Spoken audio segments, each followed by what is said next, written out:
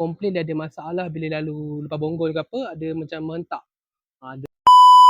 Okay, Assalamualaikum. Hari ni kita ada sebiji Honda City.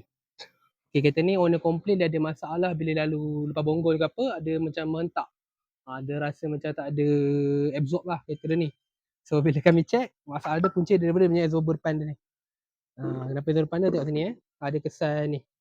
Stopper dia dah pecah. Tengok sini kesan habuk-habuk stopper. Okay, dia datang daripada benda ni. Benda ni dia dah pecah.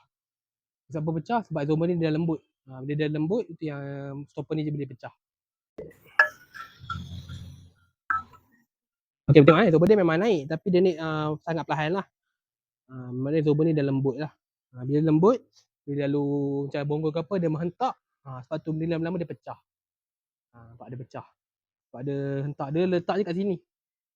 Dia terhentak lama-lama. Okay, lagi satu kami check dia punya mounting absorber lah. Ni pada bahagian atas tengok dia dah terangkat. Okay, lagi satu boleh nampak ada crack dekat sekeliling mounting ni. Tepi ni pun ada crack. So bila kita buka absorber ni, kita akan tukar sekali lah mounting dengan stopper dia. Macam dust cover dia ni masih elok lagi. Kita akan pakai balik lah dust cover dia. So mana ada masalah kereta ke suspension ke apa, dia cari kami kat Kereta Avizi.